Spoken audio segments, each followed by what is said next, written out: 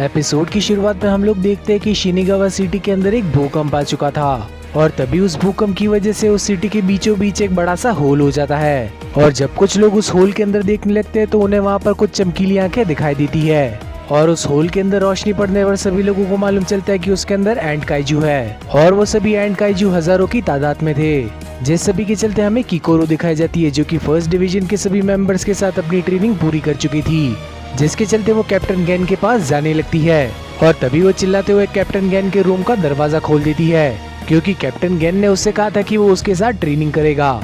लेकिन तभी किकोरू देखती कि कैप्टन गैन उसके सामने सर झुकाए बैठा हुआ था और कैप्टन गैन किकोरू से कुछ पैसे उधार मांगने लगता है, जिसके चलते गैन किकोरू को समझाने लगता है कि अचानक से उसके बैंक से काफी सारे पैसे कट गए और इसी वजह से अब उसे पैसों की सख्त जरूरत है। और किकोरू उसके पीछे पड़े हुए पार्सल को देखकर समझ जाती कि इसने काफी ज्यादा शॉपिंग कर ली है। तभी किकोरू गैन से कहने लगती कि क्या तुम्हें शर्म नहीं आती कि तुम अपने सबऑर्डिनेट से पैसे मांग रहे हो।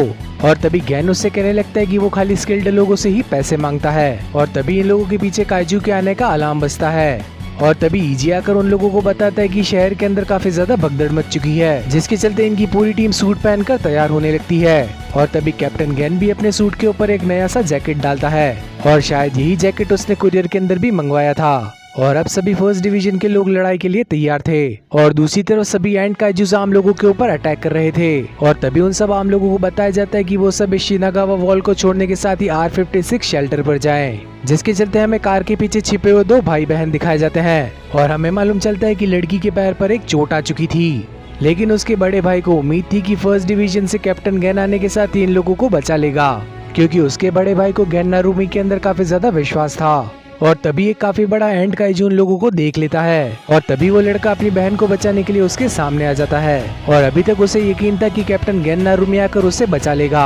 और तभी वो एंट काइजू उन लोगों को मारने के लिए आगे बढ़ने लगता है और अभी तक उस लड़के को ऐसा लग रहा था कि गैन नारुमी आकर उसे बचा लेगा और तभी कोई अटैक करने के साथ उस एंट काइजू को खत्म कर देता है और वो अटैक मारा था गैन नारुमी ने, जिसके चलते वो लड़का अपने हीरो को देखने के साथ ही काफी ज्यादा खुश हो जाता है और वो चिल्लाते हुए गैन का नाम पुकारने लगता है। और तभी कैप्टन गैन उससे कहने लगता है कि बच्चे तुमने मेरा नाम इस तरह से कैसे ले लिया, मैं तुमसे काफी ज्यादा सीनियर हूँ, इस चीज के लिए तुम्हें सजा मिलेगी और सजा ये है कि तुम अपने घर जिंदा जाओगे और अपनी मम्मी के सोशल मीडिया से 10 बार पोस्ट करोगी कि नारुमी काफी ज्यादा कूल है। और तभी दो ड्रॉप मेंबर आकर उन बच्चों को वहाँ से ले जाते हैं और तभी कैप्टन गैन की टीम के लोग उससे कहने लगते कि उन्होंने काइजूस को ठिकाने लगाना शुरू कर दिया है, साथ ही साथ वो सभी लोगों को भी रेस्क्यू कर रहे हैं। और तभी कैप्टन गैन कहने लगता है कि हमें न्यूट्रलाइज जोन के अंदर उन सभी काइजूस को खत्म करना है। और तभी कैप्टन गैन काफका और किकोरू से कहने लगता है तुम दोनों न्यूट्रलाइज जोन के अंदर हो तो तुम्हें सभी काइजूस को खत्म करना होगा, यही एक मौका है तुम्हारे पास अपनी स्किल्स दिखाने का। और तभी इन लोगों को हेडक्वार्टर से मालूम चलता है कि इनकी तरफ काइजूस बढ़ रहे हैं, जिसके चलते किकोरो अपने सूट के पावर को यूज करने लगती है और दूसरी तरफ कैप्टन गैन शिनोनम को ऑर्डर देता है कि वो शिनोमिया को बचा ले।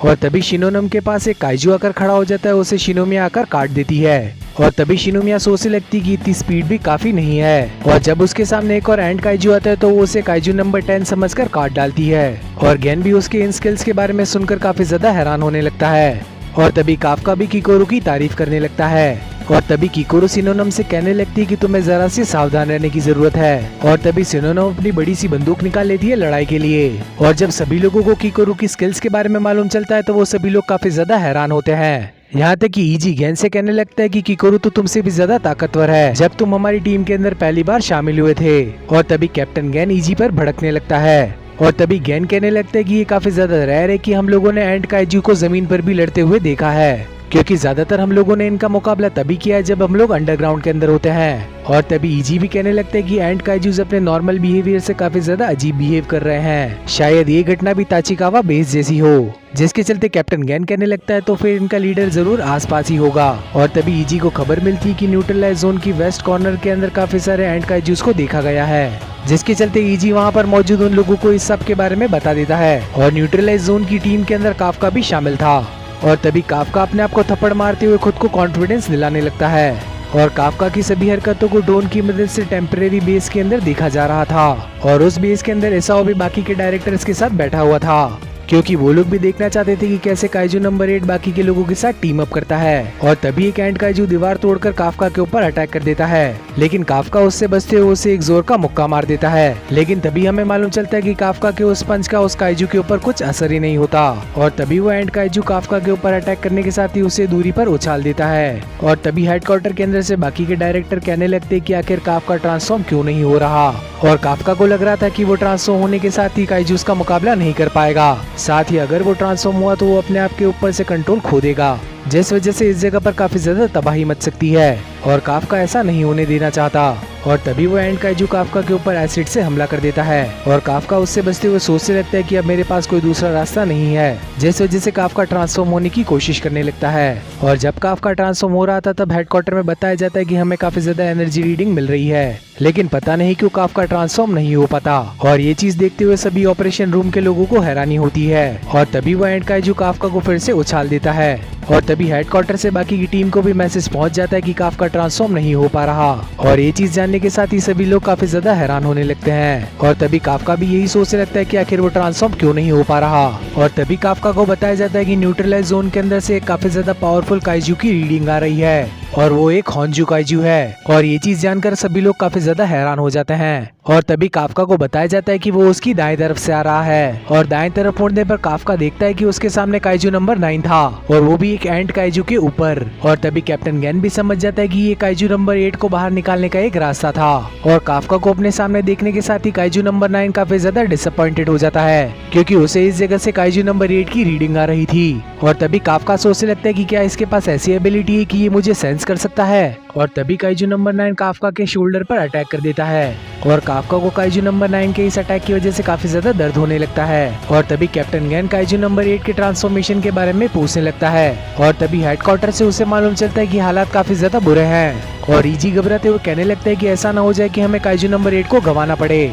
और कैप्टन गैन इजी से कहने लगता है कि हम किसी के प्लान हुए अटैक के अंदर फंस चुके हैं और इसीलिए अब मैं अकेला ही काफका को बचाने जा रहा हूँ। और तभी कैप्टन गैन के सामने जमीन तोड़कर एक और काइजू नंबर 9 निकल जाता है। और हेडक्वार्टर में भी ये चीज देखकर सभी लोग काफी ज्यादा परेशान हो जाते हैं। आखिर एक काइजू दो जगह पर एक ही समय पर कैसे हो सकता है। और तभी इजी और गैन बात करने लगते हैं कि लगता है ये शुरुआत से ही 2 था। और तभी सिनोनिम को भी मालूम चलता है कि यहाँ पर सभी एंड मॉन्स्टर हील हो रहे थे। और तभी इन लोगों को मालूम चलता है कि इन लोगों ने अब तक जितने भी एंड काइजूस को मारा था वो सभी हील हो रहे हैं। और तभी हेडक्वार्टर से इन्हें मालूम चलता है कि ये एंड काइजूस अपने फोर्टिट्यूड लेवल को भी बढ़ा रहे हैं। और ये घटना बिल्कुल सेम है जैसे कि 3rd डिवीजन की रिपोर्ट के अंदर मिली थी। और तभी काइजू नंबर 9 गैन के ऊपर अपने सभी हाथों से अटैक करने को रेडी हो जाता है, जिसके चलते हमें काफका के सामने वाला काइजू नंबर 9 दिखाया जाता है। और वो कहने लगता है कि वो काफका को मारने के साथ ही उसका इनर कोर बाहर निकाल देगा और फिर उस कोर की मदद से काइजू नंबर 9 काफी ज्यादा ताकतवर हो जाएगा। और तभी काइजू नंबर 9 अपनी फिंगर की मदद से काफका के ऊपर अटैक कर देता है, लेकिन काफका उस अटैक को डॉच कर लेता है। लेकिन अपने सर को बचाने के चक्कर में काफका का पैर घायल हो चुका था, जिसके बाद काइजू नंबर 9 काफका के ऊपर काफी सारे अटैक करने लगता है। और काफका को भी ये मालूम था कि जब तक वो काइजू नंबर 8 नहीं बन जाता वो इसे नहीं हरा पाएगा, जिसके चलते काफका अपने आप को फिर से ट्रांसफॉर्म करने की कोशिश करने लगता है, लेकिन वो ट्रांसफॉर्म नहीं हो पाता। और तभी काइजू नंबर 9 अपने काफी सारे हाथों की मदद से काफका के ऊपर अटैक करने ही वाला होता है। और तभी वो काफका से कहता है गुड बाय काइजू नंबर 8। और तभी कोई अपने वेपन की मदद से काइजू नंबर 9 को बीच में से ही काट देता है। और तभी काइजू नंबर 9 देखने लगता है कि आखिर ये चीज किसने करी। और तभी हमें मालूम चलता है कि वो शख्स थी किकोरू। और काफका भी ये देखकर हैरान हो जाता है कि किकोरू उसे बचाने के लिए आई थी। और काइजू नंबर 9 अपने आप को हील करते हुए किकोरू से पूछने लगता है कि आखिर तुम कौन हो। और किकोरू से कहने लगती है कि तुम्हें मुझे याद रखने की जरूरत नहीं है, तुम वैसे भी मरने वाले हो। अगर आप लोगों को एक्सप्लेनेशन पसंद आए तो इस वीडियो को लाइक करने के साथ ही चैनल को भी सब्सक्राइब कर लेना। और इस तरह का कंटेंट आप लोगों से मिस ना हो, इसीलिए नोटिफिकेशन बेल को भी ऑन कर लेना ताकि वीडियो की नोटिफिकेशन आप लोगों तक पहुंचती रहे। तो अब मिलते हैं इसी टाइप की और किसी अमेजिंग वीडियो के अंदर, तब तक के लिए बाय एवरीवन।